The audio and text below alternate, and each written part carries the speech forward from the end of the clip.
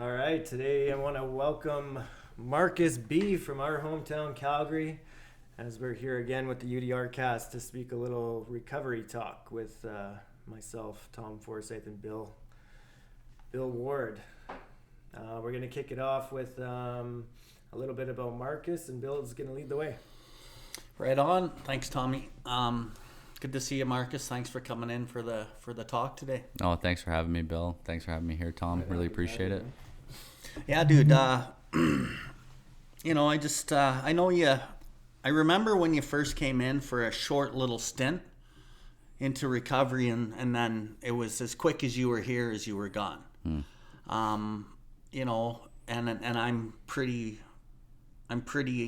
visible at the meetings and in the recovery community in Calgary, and I'm a watcher, and I kind of watch and I see these things, and I remember you coming back here about 2.5 years ago, and there was something a little different about the second time you came back. But I want to kind of rewind a little bit to before you even got here the first time.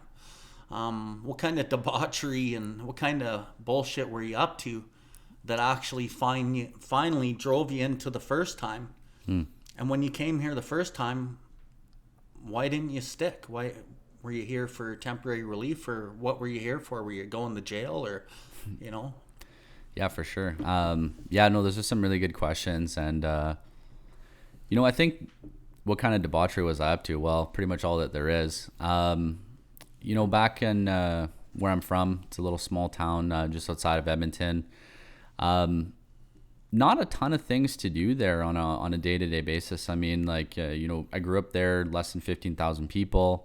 The thing about small towns is there's only really a handful of things to do, and it's you drink, you drive trucks on back roads, you drink while you're driving trucks on back roads, have bonfires, the like. But for me, I just took that stuff for really, really next level. For a lot of people, it served a purpose. It served a purpose to have, camaraderie between their friends, or, to celebrate something, or to, kind of de-stress after a long work week, or, anything like that. And for me, it was always more like, even if I would show up at the party late, I'd be the last, first guy passed out, but I was the last guy there. As things started to progress, I started to get into more harder drugs. It became harder and harder to afford, you know what I mean? I was a full-time, drug dealer and, gang member for, a few years, and I got affiliated with some pretty crazy people. And, I cut everybody off in my life. I hurt everybody that was around me. My sexual conduct was, questionable at best. I was engaged at one point. And really I only actually did that, I think, to, as a last-ditch effort to try and save the relationship, because I didn't want to stay alone. And really characteristic of kind of what all my relationships would do is that it was just everything was always too little, too late. I hurt everyone. I hurt my family. I screwed people over. I stole. I was, rolling with guns and doing bad things to good people, and hurting my friends. A couple times even small altercations with friends over really it was almost always over money, but there was no lengths at which I would go or that I wasn't willing to go if someone got in between me and money, or me and the drugs. And it was a really isolating experience. And I think for me, coming into the rooms, the very first time, I don't even necessarily know if I thought I had a problem at the time. I knew that life circumstances sucked. I was dwindling my resources. Maybe the money wasn't coming in as good from selling drugs as it used to be. Maybe things were getting a little bit unmanageable. Maybe I couldn't pay my phone bill or something. And I think I was just feeling the first nip of a ringer that they, briefly mentioned in our literature. And for me, I thought that was enough. And I was really scared of my now ex at the time leaving me. And I still had some friends, I still had some money in the bank and these things. And I said, I want to preserve these items. I want to preserve these things in my life. And because of that, I'm going to go to treatment. Or that was my initial thought anyways. I had called up, a friend, because I knew that they were in, a 12-step fellowship. They had experience with it, and they did it down in Medicine Hat and Calgary. And I just said, hey, like, I want to give this stuff a try. And I got that friend to drive me down here, and I stayed with my parents for a little bit. And there were so many things about when I first came in that I don't think would have allowed me to even succeed if I wanted to. Because realistically, I was looking for relief at the time. I wasn't looking for a tangible change. I didn't really want things in my life to change. Like, if I can be completely frank with you, I think I just wanted to learn how to, sell drugs and make money off them for a change, instead of selling drugs and not making money and going broke and screwing people over. And my first experience with 12-step rooms is I did exactly that. I was a sober drug dealer for about, I think, like 2 months. I wasn't actively doing it down here in Calgary, but I had people doing it for me back home. And I basically, as soon as I was able to kind of alleviate some of those things I was seeking relief in terms of, I had a little bit of money in the bank account again because I was working down here. I got a brand new car, and I'm like, oh yeah, I've always wanted a BMW. So, I got one of those, and I said, well, obviously I can't really have too much of a problem. Things are starting to feel really manageable again. And, albeit like really none of that took any work on my part. Like I had got a sponsor. We had started taking a look at the steps, and at the time I couldn't see that there was even potentially an area for red flags to come up. The original sponsor that I got, I think he was on like step 4 when he picked me up. Like, this guy was not far along. He hadn't been through to 12 steps. When we went, like, it didn't even seem like he had really read through the literature. And I was like, this is perfect. This is a really good opportunity, because this guy's going to co-sign everything that I say.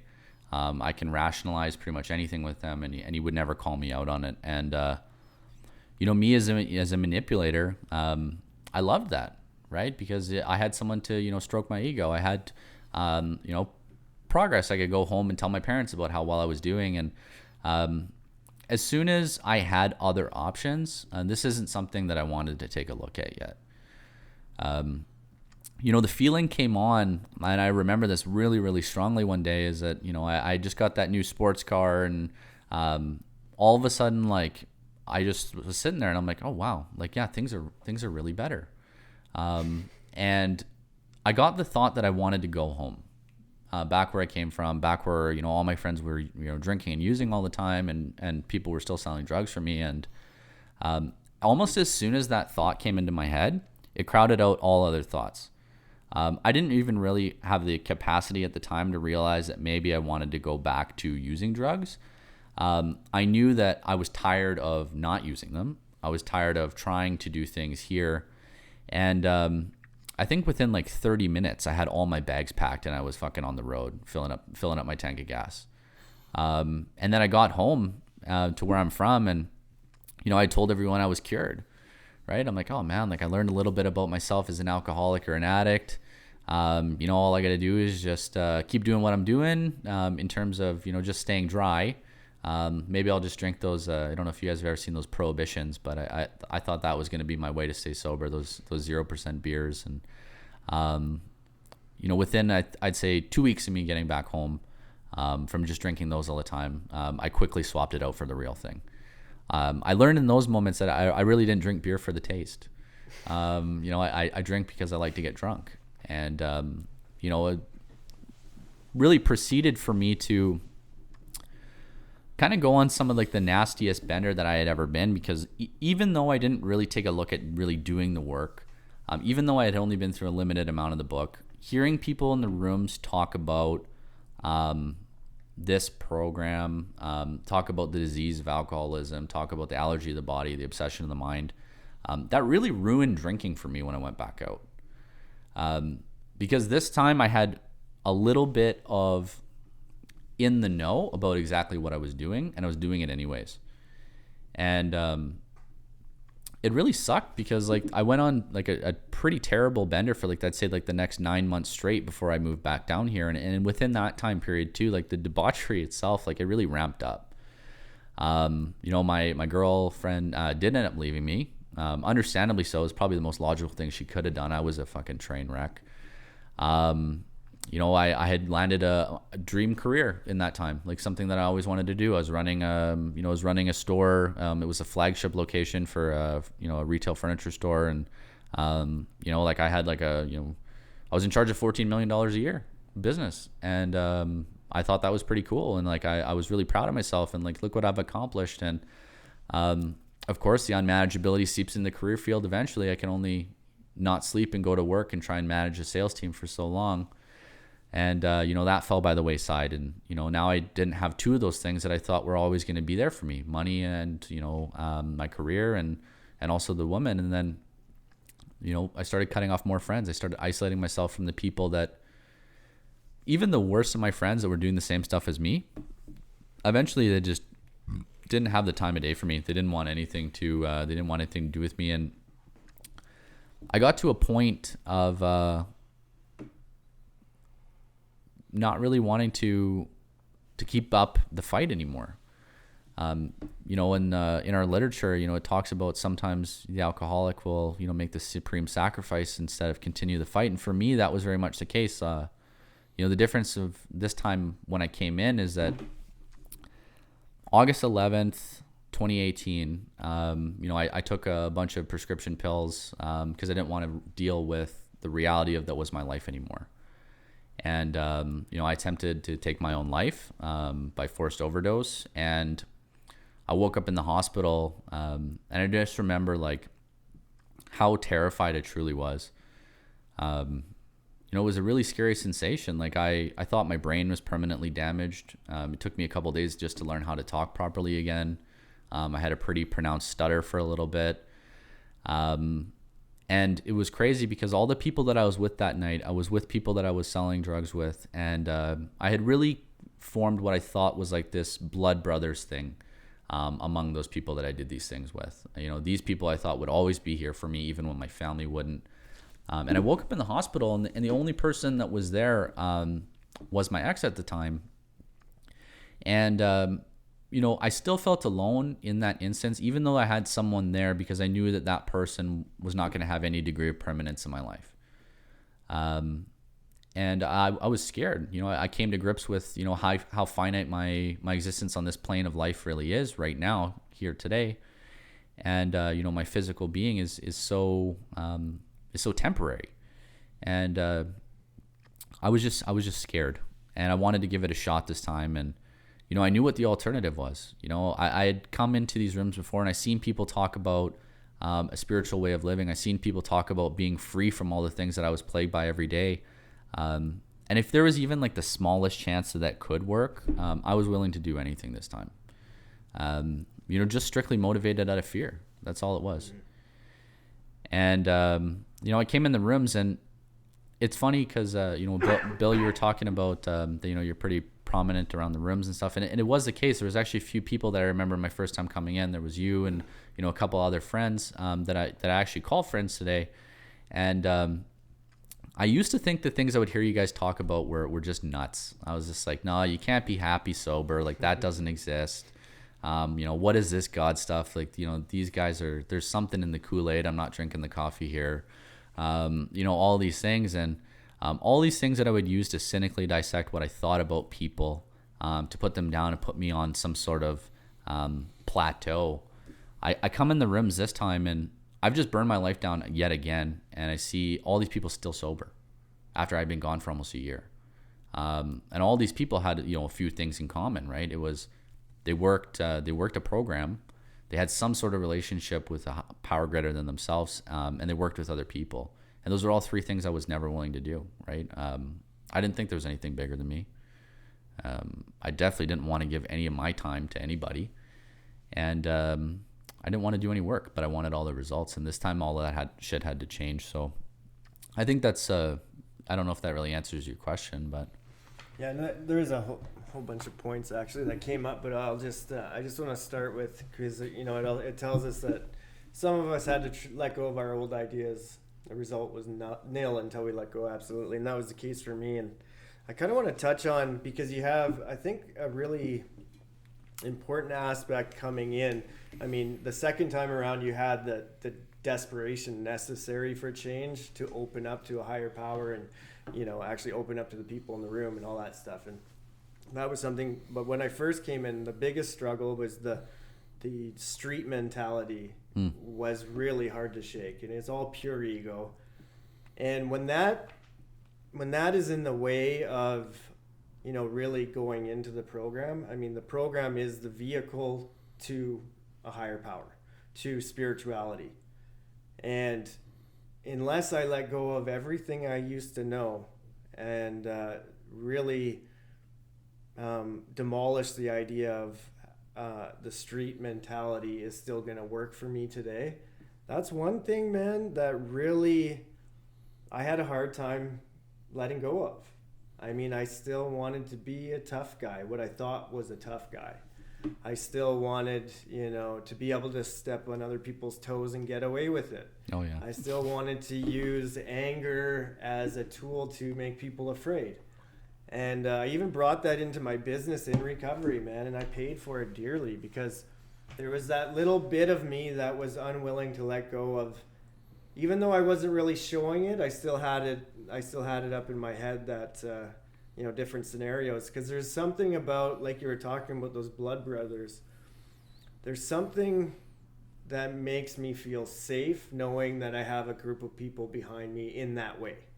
Like I can walk into a room and feel, my chest puff up when I have an entourage with me.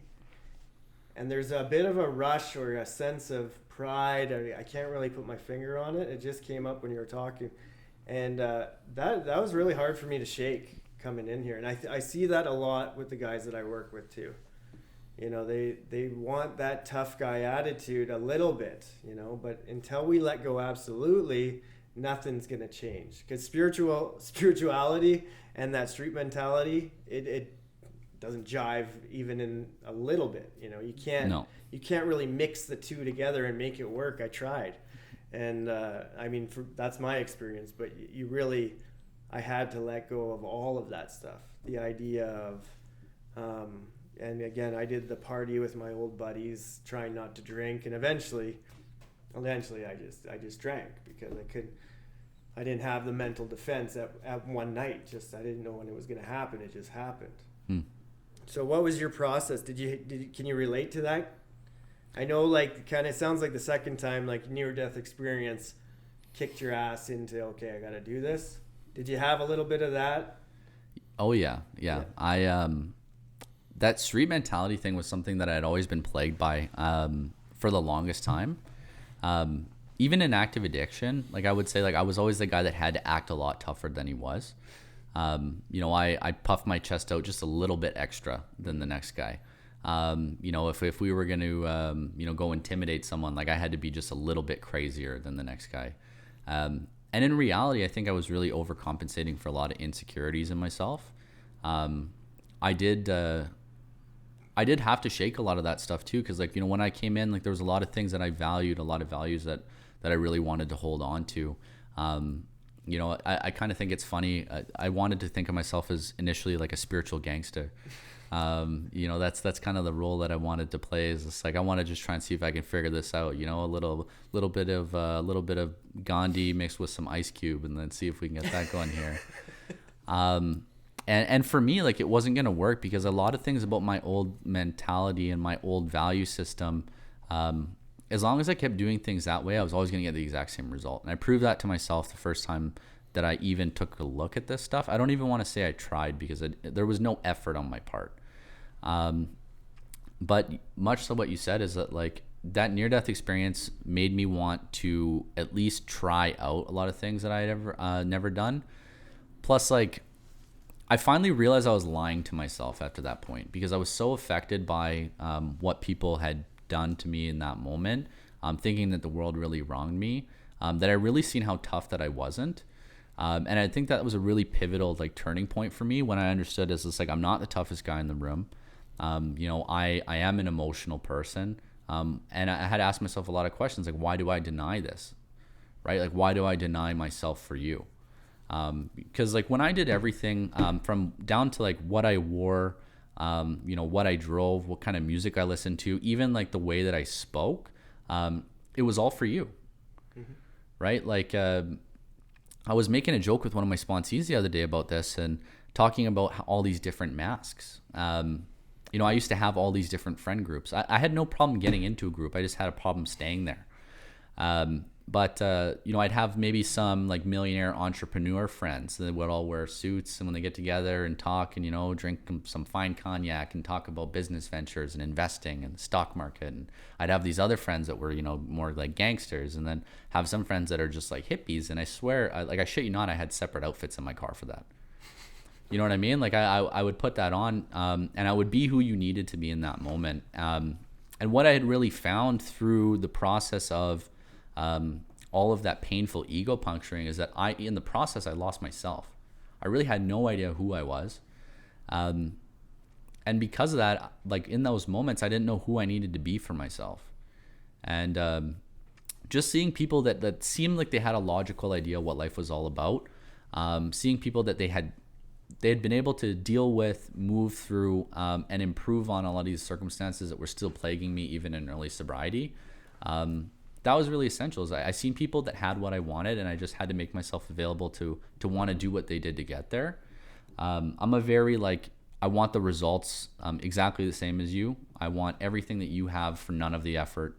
And that mentality had to go. The tough guy mentality had to go, because for just as long as I had that stuff, I was never going to make any progress here. I don't know if that is that what you're looking for? Yeah, totally. Okay. Bill, you got something for him? Yeah, I sure do. A lot of things. Good stuff. Well, yeah, he's really exploding my brain with a lot of different points, and trying to hone myself in on what I actually want to talk about is difficult. But I guess this is what I'll go with.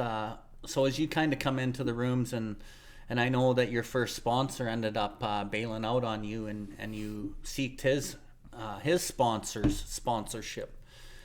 And as we hear in the rooms a lot is, find someone that you have things in common with, or find someone who you relate with, or these kind of things. And I'm of a little bit of a different school. I really am of the school, especially for the real deal alcoholic drug addict, right? For the real deal alcoholic drug addict, that's who the book is written for. It's not written for the heavy drinker. Yeah. It's not written for the moderate drinker.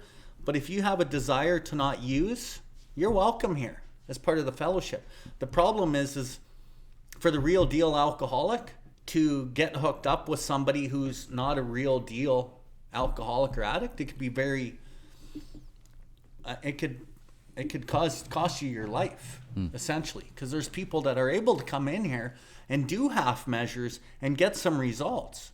But for the real deal alcoholic, I know you had your sponsor, and what kind of sponsorship did you need to really show you the truth?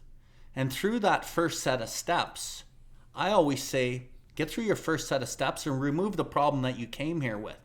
And your God will help you do that. That's exactly what the book is about, right? It enables you to find this power that will remove your problem. So you come here, you remove the problem of substance. But then when was it that you realized that the problem wasn't the substance? When did you realize that the problem was selfish self-centeredness and all the bullshit that you caused yourself? So, yeah, there's a couple of good questions in there, Bill. I think initially with the sponsorship thing, and what I sought for a sponsor initially, is kind of like what you actually alluded to, that you said that you're on a different school of thought. Is I was looking for someone that I could identify with initially. The sponsor that I initially picked, he looked like me. He had tattoos. He was a young guy. He listened to the same kind of music I did, and I was just like, yeah, I like, this guy seems like someone I would like to hang out with. And I was really looking for the wrong things, is because I didn't really want to take a look anything deeper than what is this guy doing to enrich his life or the life of others, or it wasn't even a question that necessarily I had to ask. I'm not saying that he was a bad or a selfish person still or anything like that, but I think that I gravitated to him for the wrong reasons initially. When I started realizing that maybe I was hitting certain points of spiritual stagnancy earlier on, and I was seeing people kind of exceed in their spirituality faster than me. Obviously ego is one of my it's one of my big forces that I'm always constantly in collision with is, you know, my ego tells me, you know, that either I'm the best person in the room or the worst person in the room. And it pretty much alternates between, you know, minute to minute sometimes. And you know, for me, I wanted to just elevate that, and I wanted to give it a second look, mostly out of feeling inferior to people that were surpassing me in that area. And my current sponsor being that person's sponsor, so I guess he's my grand sponsor originally, technically. He just seemed like a really no bullshit guy. You know, I had some hard conversations with some of the counselors in the treatment house that I was in at that time.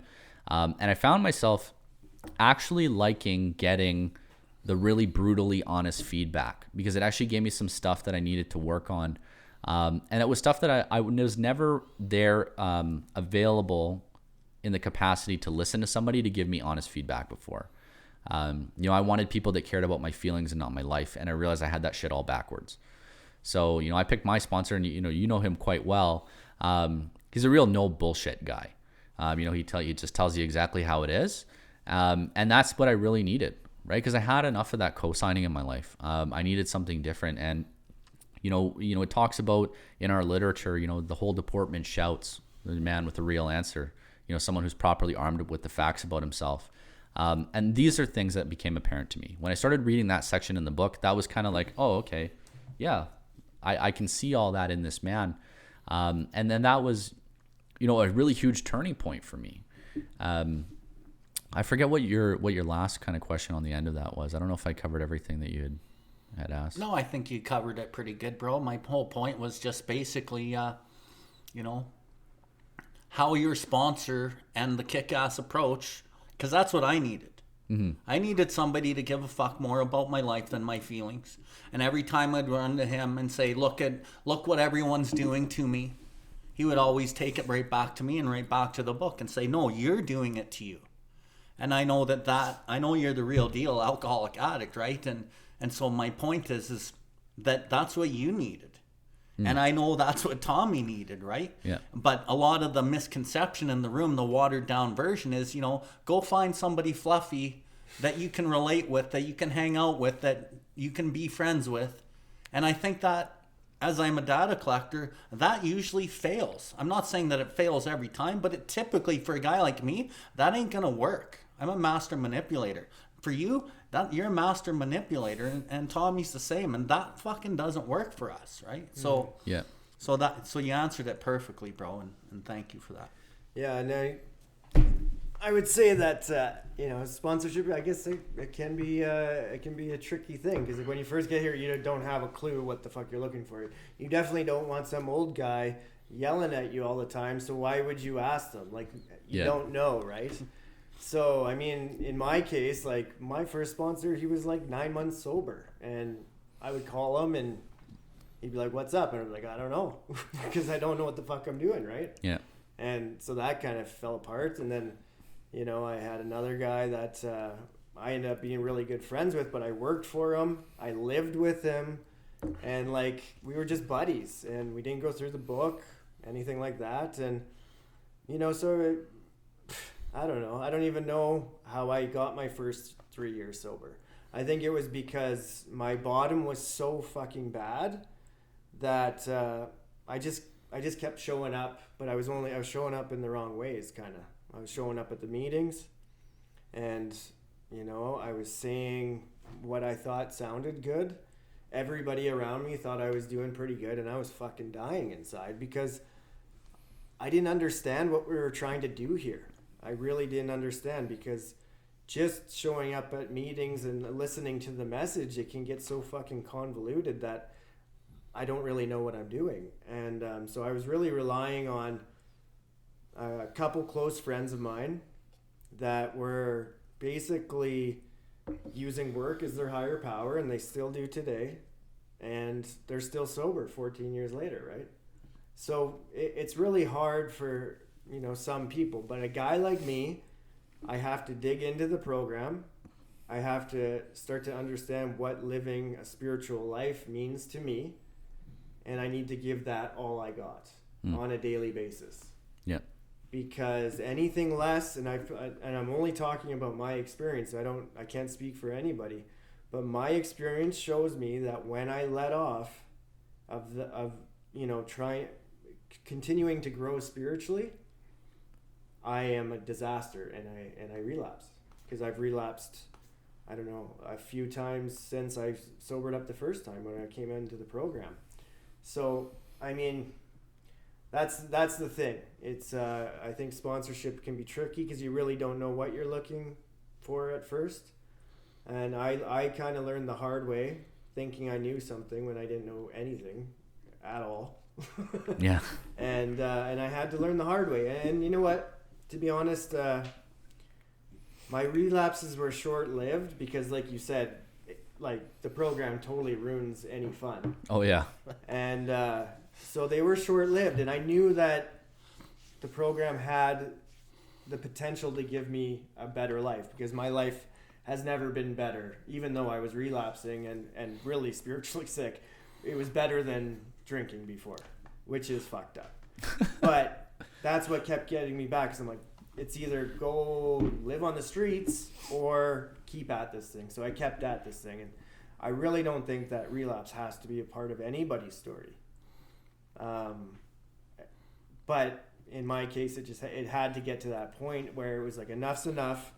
I threw my hands up, and I was like, God, please direct me to someone who knows what the fuck they're talking about, because I'm not pulling up aces, that's for sure. And then Bill was at one of the conventions, and he came out of the bathroom, and I ran right into him, and it was like, dude, So I don't know, man.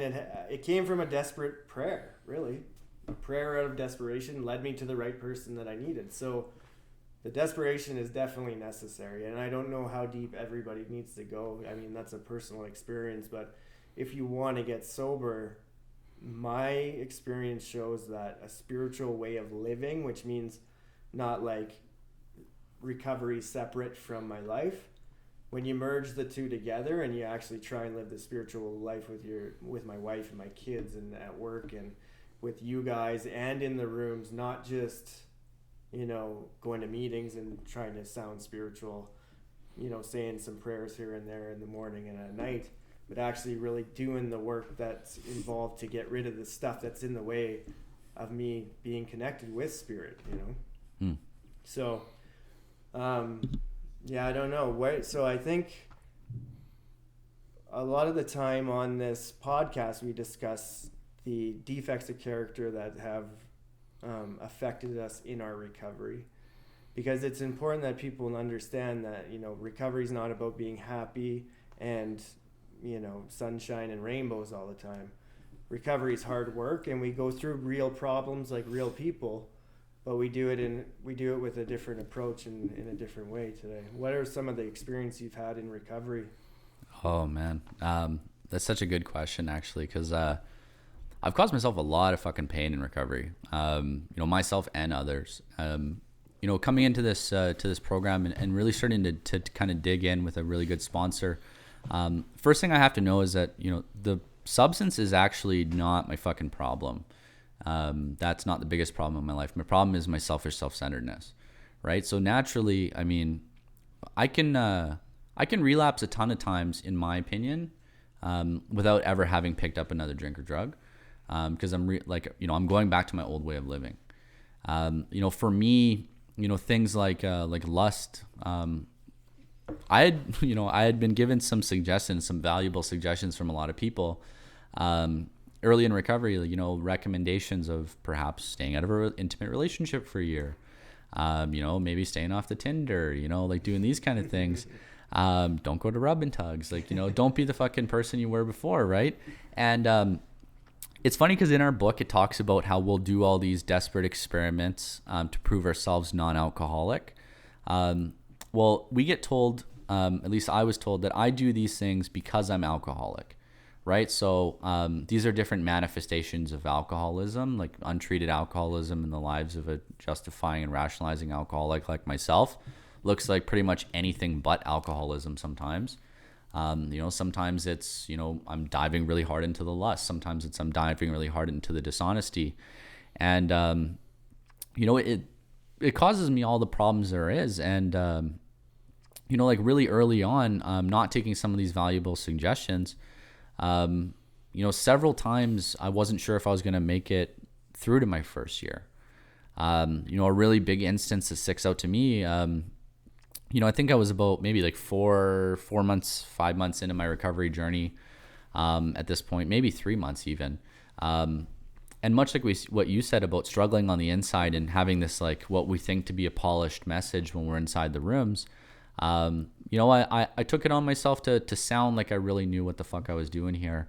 You know, meanwhile, I'm talking to a newcomer girl, you know, showing up to the meetings with her and stuff. And I seen it as pretty harmless, right? I did this desperate experiment of myself to try and prove myself non-alcoholic in the relationship avenue, right? It's like, I'll be an alcoholic everywhere but here. This area, I think I'll be okay. This thing I don't think this has ever really caused me many problems before. And, you know, I had got some warnings from some people that were 12-step that, hey, like, you know, just in my experience, I've seen this not turn out well. What you're doing right now, I've seen it turn out pretty fucking bad. And I'm like, yeah, well, you know, you don't know me. And if I had the capacity to see my past relationships for what they really were, it would have been pretty fucking obvious that it would turn out pretty bad. And, you know, I didn't want to see that because it served me in the moment. I was living in a treatment center. And this is going to sound really bad, but I'll share it with you guys anyways, she had Netflix. We didn't. You know, I was getting physical intimacy from her. I was living in a house full of 36 guys. So, like, for me, it was like, oh, it's all wins. You know, it's straight up bingo here. So, you know, I'm doing this stuff and inevitably, you know, I thought I had laid out expectations. It's going to be this. At least that's what it was going to be on my part. Feelings weren't mutual. Somebody wanted something more than I did. And, you know, I hurt that person pretty badly. And it sent them back out and prejudiced them from the rooms. And it damn near almost killed her. And, you know, she ended up having to go to treatment on another side of the country and hadn't seen her parents for like a year after that. Right? So, like, the ways that I interject myself in people's lives when I'm living solely on the basis of fulfilling self-interest, things that are seemingly harmless to me could have disastrous consequences. And for me, that's like lust early on was a huge thing. Also, like, I believe that like a big characteristic of dishonesty for me is not just telling you the wrong thing, but it's also omittance of truth. For example, I mean, like certain avenues with the relationship stuff is I didn't want to hear an answer different. So I wasn't telling my sponsor about these things, right? He's asking me how things are going and I'll tell him everything else that's frustrating me in my life. Like everything else that's causing me grief. And then just the one thing I'm going to keep out. Right. And those things almost, they almost sent me back out like 11 months. You know, we had been through, you know, my sexual misconduct in my fifth step. We had laid out together, you know, when I was speaking to him and God about what my healthy relationship ideal for the future was going to look like.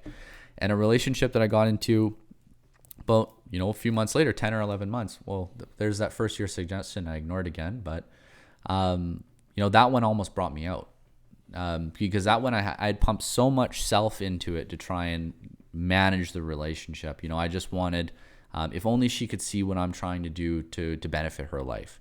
You know, maybe she would be grateful. If only she would see that I'm doing this because I really care about her or so on and so forth. And even with the best of intentions, I'll still try to run your life.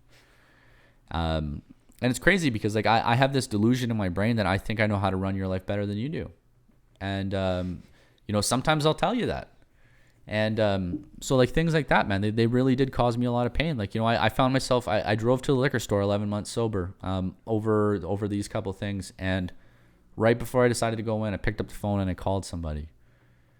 Right. And I was so close to just throwing away, you know, what I thought was a pretty spiritual minded way of life. But I'm grateful that I actually went through that pain today because it made me want to take a second look at a lot of these areas that I realized that there were certain areas of my life I was unwilling to hand over to God. Right, like you know, handing it over through the practical application of the spiritual principles we use in this program. Well, if I'm handing something over in terms of using spirituality to do so, you know, I would be handing it over to God. If I'm handing it over to the program, I'm handing it over to God. That's how I see it. And my unwillingness to relinquish some of these things because they still serve me, was absolutely detrimental. But I'm grateful that it happened because it made me take a second look at these things. It made me want to double down on my spiritual efforts. You know, it made me want to grow and improve in these areas. And now, like, I mean, even in the relationship spectrum, like, we have our ups and downs, but like compared to what it was, man, like I've been rocketed into the fourth dimension of the fucking relationship. Like you know, I have a beautiful baby daughter now as a result of that. Like, dude, if one of those girls in early recovery would have told me that they were pregnant, man, I would have been fleeing the country faster than she could finish sending a follow-up text to ask me what I thought. So, you know, the fact that I could show up, that I can be an effective parent to the best of my ability. Some days I'm really good at it, and some days I'm not. But that's okay. It's a learning experience, and you know, being able to try and to grow and build with a partner, and understand that like people move at different rates and things like that. It's been phenomenal, man. So yeah, it's, you know, early on, the defects of character, if anything was going to send me into a relapse, it was going to be that. You know, it wouldn't have been walking into the wrong room and seeing someone with a drink. It would have been just acting exactly the same way that stood to really kill me. So Marcus, another set of comments that really sparked some more explosions in my brain. What I really liked is you talked about best of intentions. The best of intentions. You're 11 months sober, coming up on a year. Your intentions are good, but the motives aren't in check. And like I always say, get through your first set of steps and get rid of the problem you came here with, which is the substance. And then really dig into really what the fucking problem is, right? Selfish self-centeredness, that we think is the root of our troubles. And as you just alluded to, you know, beautifully in your story, that is exactly what was causing your problems. Our problems, we think, arise out of ourselves. And the alcoholic is the most extreme example of self-will run riot, but he doesn't usually think so. Why? Because he's running his life with the best of intentions. And as we kind of get through that second phase where you hit a bottom, where you're almost going out, and you start realizing the substance isn't the problem. Again, you're going to the substance because it's the solution to how you're running your life. And as you start uncovering these things, I'm going to go back to the alcoholic cycle in the doctor's opinion, because it is actually the core of everything we're talking about. We get restless, irritable, discontented, unless we can again experience a sense of ease and comfort that comes at once by taking the first few drinks. Minus the drinks and the drug, because they're no longer in there. What are you going to get your ease and comfort out of when you're restless, irritable, discontented? It's going to be a relationship. It's going to be sex. It's going to be the pursuit of the relationship and the conquering of the sexual part of it. It's going to be porn. It's going to be anger. It's going to be status at work. It's going to be stalking the bank account. It's going to be something, right? And what all of these things have in common is there's a sense of power in every one of those things. The power and control that you get out of pursuing a relationship. The power and control that one gets out of the conquer in the sexual act. The power and control that's false out of porn or out of anger. There's a sense of power there. And out of all these things, money, status, buying a new vehicle, buying shiny shit. But that power, that's the power we've always been looking for, right? But what it's built in is it's built in pride. It's built in pride that's fleeting and soon lost. And once that fucking relief is obtained from whatever it is that you're going for, you emerge remorseful and you still feel terrible about yourself. And then what? It's the next thing. And we're relief seekers, right? So we're always going to seek relief. And until we accept like the real power, the real God that gives us the ease and comfort that used to come at once from the drink, that used to come at once from the sex, the porn, the relationship, the anger, or whatever. And we have to put God into that cycle so that we can work on these things, these defects of character, right? Because as you well know in the step 6, right? God can remove the mania from alcohol from our lives. Why can't he do the same with every other difficulty or defect we may have?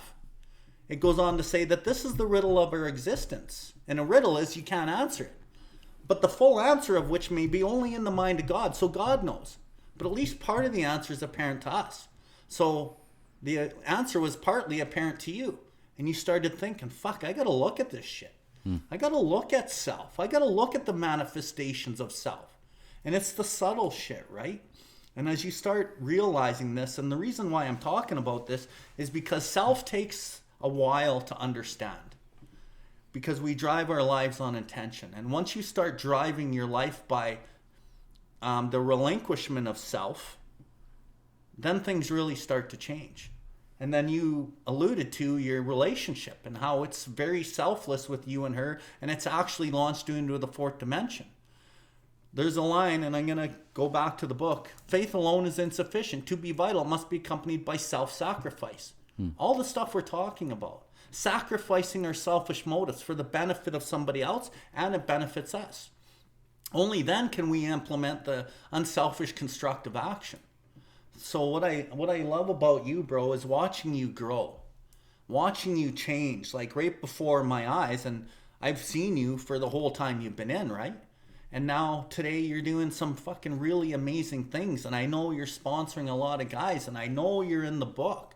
I know you're running little study groups and doing all these other things, right?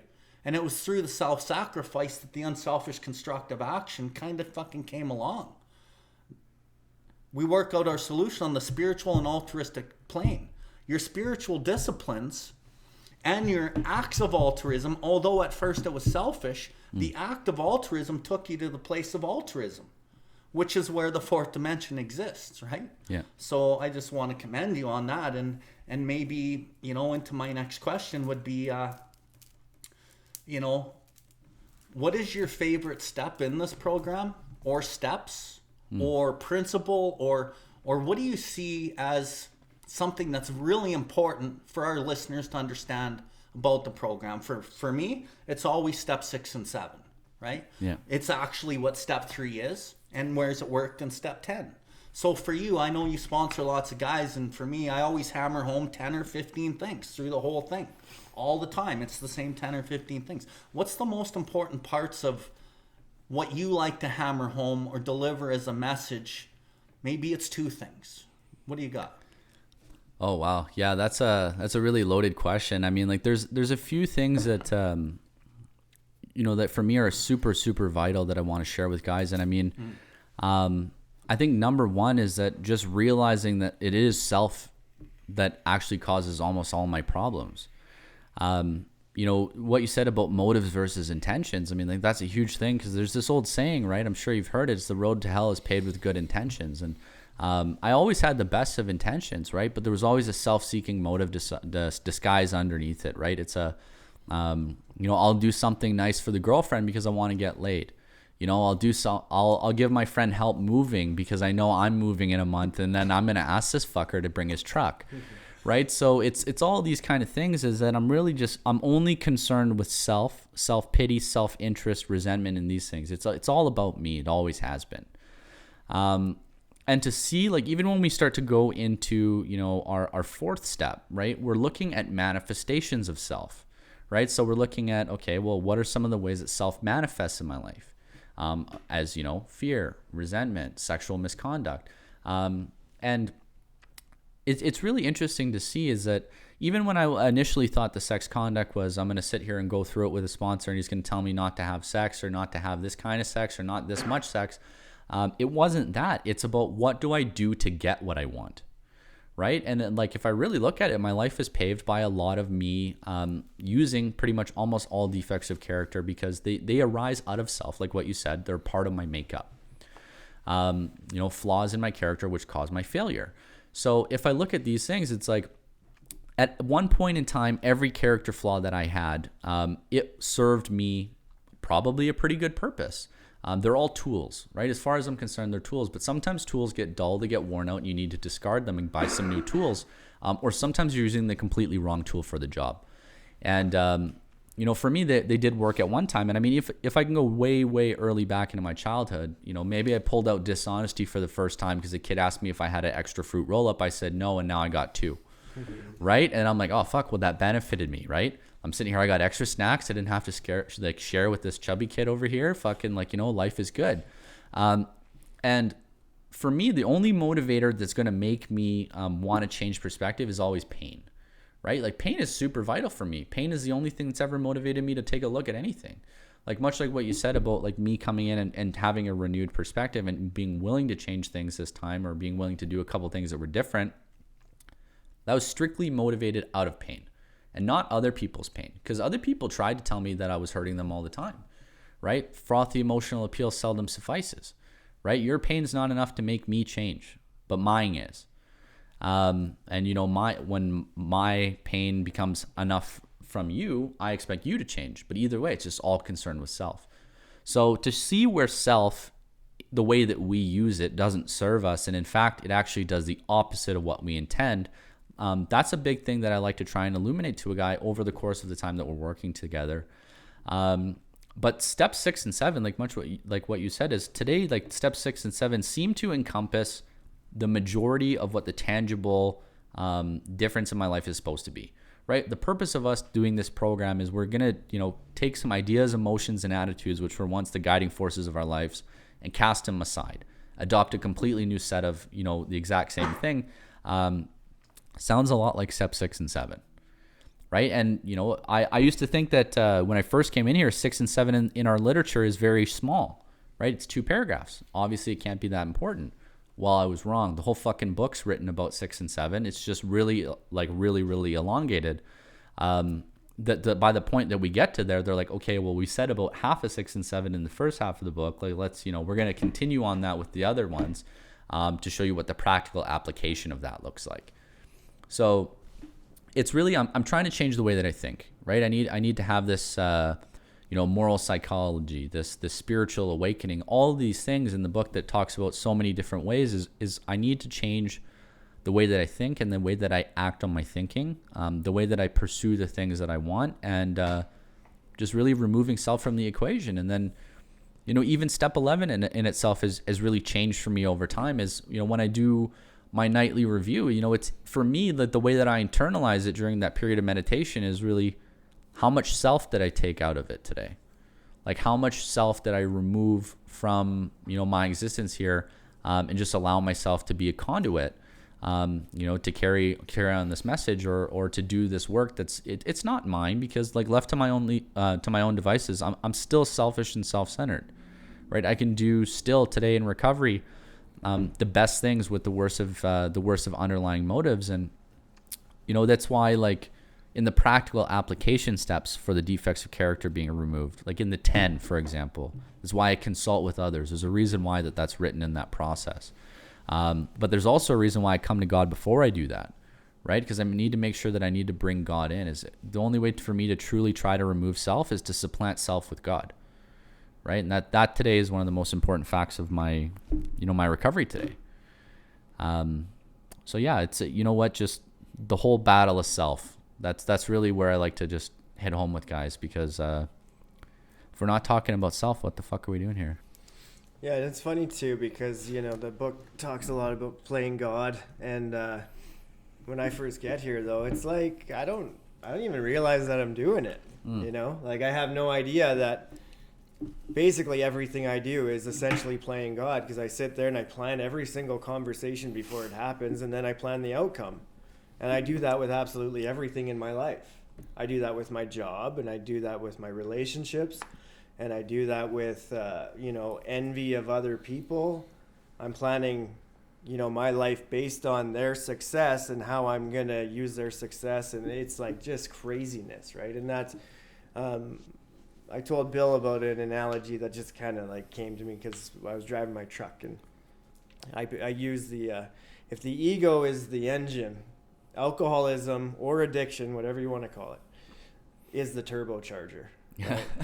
And if you floor it, the turbocharger kicks in, and like you're off to the races, and you're going 200 miles an hour within like very quick, right? So I really,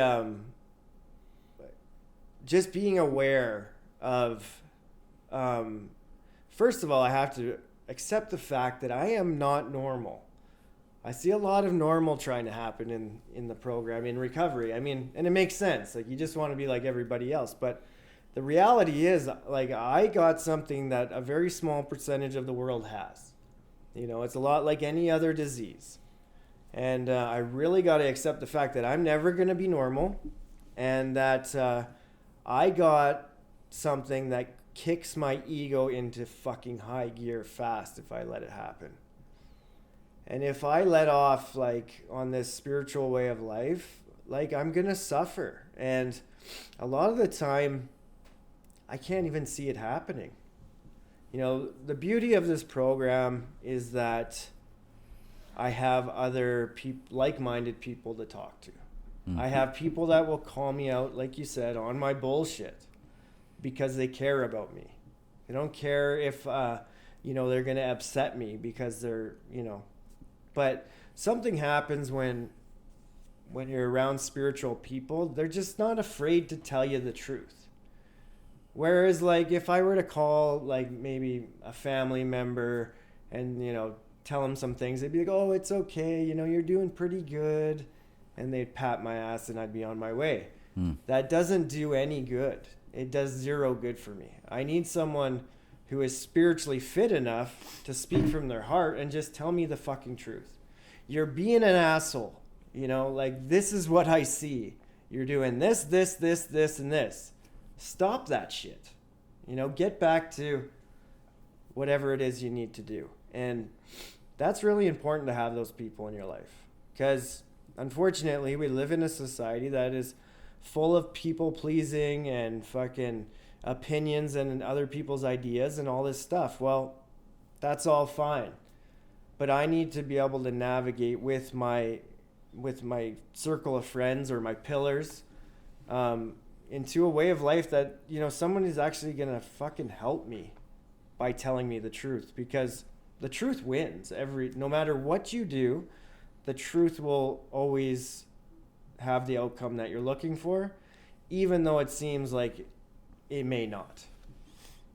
I don't know how many times I phoned Bill with something and he told me something I didn't want to hear, and I had to go through some pain because I listened to the truth and I went with the truth, and it was hard and I hated it, but I came out with the biggest gift I've ever imagined, you know, and that's peace of mind, a calm heart. That's something you can't put a price on. And that's something that, you know, I knew nothing about my entire life. I was a total compulsive fucking liar. Didn't know it, just thought it was normal. Little white lies, say the right thing so you don't get upset. That shit destroys me. I had no idea. You know, when they say this is a manner of living which demands rigorous honesty, I heard that thousands of times. Didn't know what the fuck they meant. You know, I thought it was just about, you know, don't lie to people. It's much more than just not lying to people. Because I got to be honest with myself. I got to be honest with my motives. I got to be honest with what I really want for somebody else, what I'm willing to, you know, just speak, because my word can either harm people or do a lot of good. So I got to learn to be good with that. Like this is not about just getting sober. We have to be sober in order to be spiritual. But a spiritual way of life is my only option to have true freedom of the human spirit. And I haven't found another way to do that. And I know, like Billy just mentioned, that you've been doing a lot of work with a lot of guys.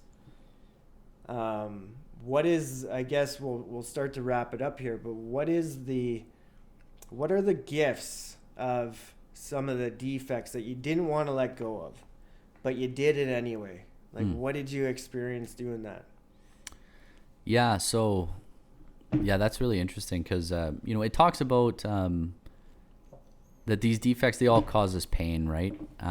But pain tends to be this, you know, admission price into a new way of life. And then, you know, that promotes some humility through the pain, and then humility becomes a healer of the pain and provides you with some priceless assets, right? So in working with a lot of guys, I mean, like, I've been able to really culminate like a real big list of like, this is what you shouldn't do in recovery because of, right? And then I have the tangible evidence of like, here's actually how it fucked me up. Like, here's the things that it did to cause me and others pain. And now if all of the pain that I put myself through because of my unwillingness to let go of those, if I can turn that into an opportunity to save someone of one painful decision, one painful experience, or at least to help them see the truth about their painful experience, like, dude, it's all worth it to me now. Like even in early recovery, like, I really suffered from big shotism, right? I wanted to tell you that I was still like the most successful guy out there, right? I wanted to talk about my material achievements and accolades. I wanted to tell you about awards I won at work like 5 years ago, for fuck's sakes. Like, nothing's pertinent anymore. And meanwhile, I'm telling you about how much success I've been able to achieve. I'm staying in the same treatment center as you on Alberta Works, trying to budget my $200 a month for fucking cigarettes, right? Like, what am I really talking about here? A bunch of bullshit. So like, all of that stuff, it had to go, like the habitual lying, because it caused me a lot of pain. Because I always thought that people couldn't see through my shit. And if they were normies or the non-allergic type, not like myself, then yeah, maybe they couldn't see through it sometimes. More often than not, they knew. Surrounding myself with addicts and alcoholics all the time, especially like recovered ones. And by recovered, I mean like, 12-stepped, has a relationship with God, God-centered people. I can't fool them, and I can't fool myself about trying to fool them. And it creates an opportunity for me to want to be honest with these people. Through that, I become honest with myself, and that's a really huge thing for me, because like I had told so many lies in my life, and I don't know if you can relate to this, Tommy, at all, but I started to believe a lot of them, right? Like I would tell you a same story about, it would be something stupid. Like, here's the fish I caught was like, maybe it'd be like 27 inches or something. And I'm telling you 48. And I've said this for so many years, it's fucking 52. You know what I mean? Like, it's just, it's stupid shit like that. And in early recovery, like, I had to really self-will myself into trying to be honest. It talks about in our literature, though, that like using our willpower to get along, to move up to trying to live in spiritual principles is the proper use of the will. And for me, I had to really just self-will myself into trying to live spiritually at first, which kind of seems counterintuitive, because I know that, when we're first reading through the first half of literature, they're like, oh, fucking your will is bad, right? Stay away from the will. And then later on, all of a sudden we get to a point in the book where it's just like, yeah, use your willpower along these lines as much as you wish, right? And that was a really, really interesting place for me. And like a huge gift, especially from the honesty spectrum, is that lying to everybody, lying about everything is fucking exhausting, man. Like, I was tired of lying, because it just took effort after a while. Like, I had to pretty much keep a ledger of all the things I told to everybody. I had to make sure that my little web of lies didn't come unraveled. So I had to make sure that sometimes I could have like a 2-tier lie that I could flip 2 ways in case 2 people called me out on it. And today I'm just authentic with as many people as I can be. And the thing about honesty too that I had to learn was that, honesty without sympathy is just brutality. So then also when I first got sober, I'm like, okay, well, if I'm gonna be really honest with people all the time, I'm gonna tell you about how much I hate you, right? I'm gonna tell you about how much you pissed me off. And then that's not the case, because it doesn't serve any good purpose, right? It's not for the purpose of being of maximum benefit to others, and that's my purpose here today. So a lot of gifts come as a result of the pain. And I never would have thought that I would be grateful for them. But yeah, today I could say that gratitude for all of the painful experiences, all the things that initially I wasn't able to let go of. Every time I've just let go, trusted God, and clean house on it, it's paid back tenfold. Like, the spiritual dividends are unreal, man. I wouldn't give it up for anything. Right on. So I'd just like to add one thing. I know we're trying to wind it down here, but I could probably sit here and talk all day with both you guys, as we all know the literature, and we all have the experience of the benefits of this literature, and it just lights me up. But you guys have been talking about this ego and making the honest decision in the moment, self-willing the right decision. I've been doing some reading and studying some other things, and this one lady that was talking on the subject, she's like, the ego likes the options, right? The ego likes options, and the options are always selfish and self-seeking. And there's many options for the ego when you're living in self. But there's only one other option when you're living the spiritual life. It kind of boils down to, with a proper display of honesty and morality, we'd stand a better chance of getting what we really wanted.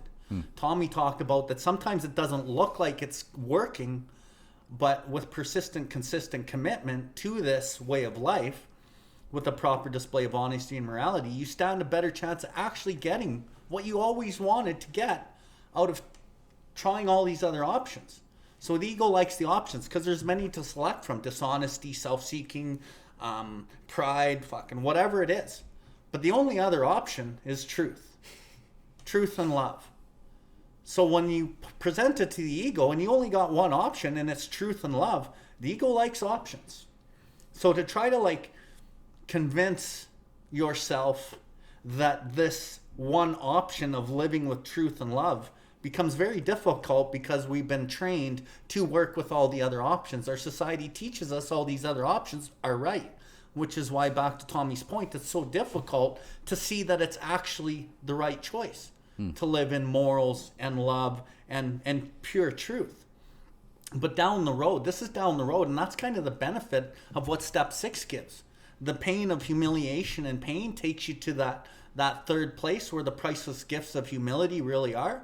But through that change, it's fucking hard. And a lot of people can't handle that pain and the change and the consistent, persistent commitment. And they don't really see that just over that little hill is some healing. It's growth. And it's actually fourth dimension shit, right? But it's not easy, right? The shit ain't easy. So I really like how you guys brought that up. And, there is only one option. Is it always easy? No. But there's only one option, man. And it's the ends is greater than the means. Well, what are the means? Well, there's 12 principles. And it funnels you down to the end. Well, what's the end? Well, it boils down to love. That fundamental idea of this program boils down to love, right? And trying to work with that.